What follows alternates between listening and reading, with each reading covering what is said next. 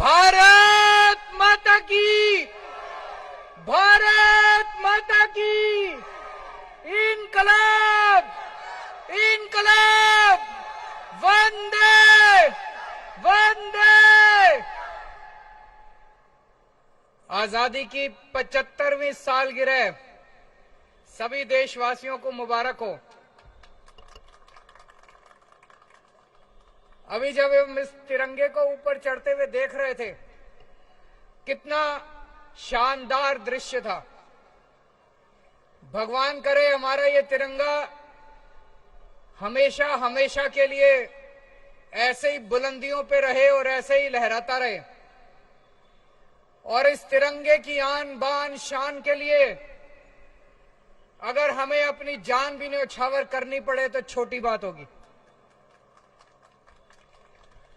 1 साल पहले हम लोगों ने प्रण लिया था कि दिल्ली के अंदर इतने तिरंगे लगाएंगे, इतने तिरंगे लगाएंगे कि अगर कोई दिल्ली वासी अपने घर से बाहर निकलेगा, सब्जी लेने निकलेगा, दूध लेने निकलेगा, दफ्तर के लिए निकलेगा, तो उसको कहीं ना कहीं एक तिरंगा जरूर दिखाई देना चाहिए।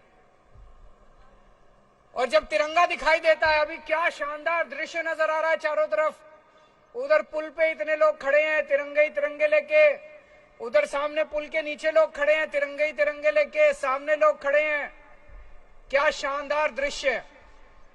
हमारा मकसद था कि लोग जब अपने घर से बाहर निकले, दिन में कम से कम 3 या 4 बार उनको तिरंगे के दर्शन हो जाएं। जब हम तिरंगा देखते हैं तो अंदर दिल में धक धक होती है, देशभक्ति जागती है, देश के लिए कुछ कर गुजरने की इच्छा जागती है। आदमी कुछ गलत काम कर भी रहा हो तो एक बार हिचक जाता है, यार देश के लिए मेरे को ये नहीं करना चाहिए। इस भावना से हमने शुरू किया और मुझे बड़ी खुशी है कि आज 500 तिरंगे पूरी दिल्ली में लग के तैयार हो चुके हैं। आज ये 500वां तिरंगा ऊपर गया है और पूरी दिल्ली के अंदर कोने कोने में अब जगह जगह तिरंगे लग चुके हैं। आज 75वीं वर्षगांठ के अवसर पे हमें एक प्रण और लेना है कि हम अपने देश को, भारत देश को दुनिया का नंबर 1 देश बना के रहेंगे। बनाना है कि नहीं बनाना है? हमें अपने भारत देश को दुनिया का नंबर 1 देश बनाना है।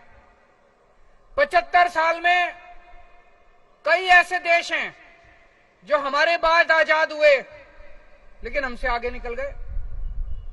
कई ऐसे देश हैं जो द्वितीय विश्व युद्ध में ध्वस्त हो गए, जापान, जर्मनी, खत्म हो गए थे देश, हमसे आगे निकल गए। क्यों भाई? हमारे में क्या कमी है? सब कुछ है। दुनिया के सबसे इंटेलिजेंट लोग भारत में रहते हैं, सबसे इंटेलिजेंट। सर्वे करा के देख लो, मैं बड़ी जिम्मेदारी के साथ कह रहा हूं, दुनिया के सबसे इंटेलिजेंट लोग भारत में रहते हैं, सबसे मेहनती लोग भारत में रहते हैं। फिर हम पीछे क्यों रह गए? इसीलिए इस 75वीं वर्षगांठ के अवसर पे हम सब लोगों को प्रण लेना है, जो भी करना पड़े हम अपने देश को आगे बढ़ाएंगे। कैसे बढ़ेगा देश आगे? हमारे देश के अंदर आज इतने बच्चे हैं, इतने सारे बच्चे हैं, उनको अच्छी शिक्षा नहीं मिलती। क्यों? गरीबों के बच्चे हैं। पूरे देश के अंदर कई ऐसे सरकारी स्कूल हैं जिनका बेड़ा गर्क है। कई ऐसे सरकारी स्कूल हैं जो बिल्कुल खंडर बने पड़े हैं। दिल्ली में भी पहले यही हाल था। दिल्ली में हमने सरकारी स्कूल अच्छे कर दिए, शानदार कर दिए। तो दिल्ली में हो सकता है तो पूरे देश में भी हो सकता है। आज हमें प्रण लेना है कि हमें ऐसी व्यवस्था देश के अंदर कायम करनी पड़ेगी कि एक एक बच्चे को, इस देश के अंदर पैदा होने वाले एक एक बच्चे को, चाहे वो गरीब का बच्चा हो चाहे अमीर का बच्चा हो, एक एक बच्चे को अच्छी से अच्छी शानदार शिक्षा मिलनी चाहिए। आज 75वीं वर्षगांठ के अवसर पे हमें प्रण लेना है कि हमारे देश के एक एक इंसान को, एक एक भारतवासी को अच्छे से अच्छा इलाज मिलना चाहिए। आज सरकारी अस्पताल में जाते हैं, दिल्ली के तो सरकारी अस्पताल हमने बहुत अच्छे कर दिए, बाकी देश भर में सरकारी डिस्पेंसरी हैं, सरकारी अस्पताल हैं, उनमें इलाज के नाम पे कुछ नहीं मिलता। हमें ऐसी व्यवस्था कायम करनी है कि देश के हर गरीब को या अमीर को अच्छे से अच्छा इलाज मिलना चाहिए। आज इतने लोग बेरोजगार घूम रहे हैं, बेरोजगारी बढ़ती जा रही है। जब तक हम अपने हर युवा की एनर्जी का इस्तेमाल नहीं करेंगे, हर युवा को अच्छा रोजगार नहीं दिला पाएंगे, तब तक देश आगे नहीं बढ़ सकता। आज 75वीं वर्षगांठ के अवसर पे हमें ये सारे प्रण लेने हैं। लेकिन मेरे को दुख होता है, कुछ लोग आजकल कह रहे हैं कि ये गरीबों को जो कुछ फ्री शिक्षा मिल रही है ये बंद होनी चाहिए। मैं सोच रहा था, एक बेचारा रिक्शे वाला, एक बेचारा मजदूर, एक बेचारा ड्राइवर, एक गरीब आदमी, वो बेचारा इतना भी नहीं कमा पाता कि 2 टाइम की रोटी खा ले। अगर हमने सरकारी स्कूल बंद कर दिए देश में, अगर हमने सरकारी स्कूलों में भी फीस लगा दी, कह रहे हैं गरीबों को फ्री भी, मेरे को तो ये समझ नहीं आता ये फ्री भी होती क्या है। अंग्रेजी में बोलते हैं फ्री भी, कहते हैं फ्री की रेवड़ी, कहते हैं ये नहीं मिलनी चाहिए। गरीबों को फ्री शिक्षा नहीं मिलनी चाहिए, या तो सरकारी स्कूल बंद कर दिए जाएं और या फिर सरकारी स्कूलों में फीस लगा दी जाए। फिर गरीब बच्चे कहां जाएंगे अगर सरकारी स्कूलों में फीस लगा दोगे तो? गरीब बच्चे कहां जाएंगे अगर सरकारी स्कूल बंद कर दोगे तो? वैसे ही हमारे देश के अंदर गरीबों के बच्चों को ठीक से शिक्षा नहीं मिलती। अगर सरकारी स्कूल भी बंद कर दिए, हमारे देश में 70 से 80% बच्चे अनपढ़ रह जाएंगे। ये बिल्कुल नहीं होना चाहिए।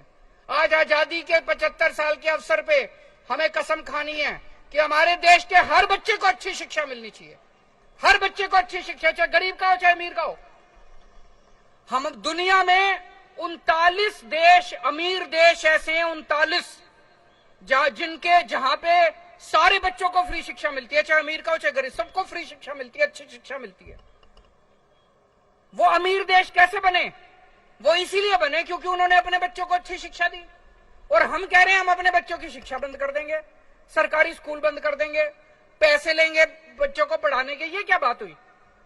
अब ये बात चल रही है कि सारे सरकारी अस्पताल बंद कर देने चाहिए, दवाइयों के पैसे लेने चाहिए, गरीबों से इलाज के पैसे लेने चाहिए। एक बेचारा गरीब आदमी अगर उसके घर में कोई सीरियस बीमारी हो गई, वो तो इलाज ही नहीं करा पाएगा, प्राइवेट अस्पतालों में कहां घूमेगा वो? तो ये नहीं होना चाहिए। हमारे देश में हर भारतवासी को इस देश में अगर पैदा हो, उसके बच्चे को अच्छी शिक्षा का फंडामेंटल राइट होना चाहिए, उसके घर के लोगों को इलाज का फंडामेंटल राइट होना चाहिए, रोजगार का फंडामेंटल राइट होना चाहिए। ये इसको फ्री भी और फ्री की रेवड़ियां नहीं कहना चाहिए। हम सब लोगों को मिलकर आज प्रण लेना पड़ेगा कि 75 साल बीत गए, अब और नहीं बर्दाश्त करेंगे। अब तो भारत को दुनिया का नंबर 1 देश बना के रहेंगे।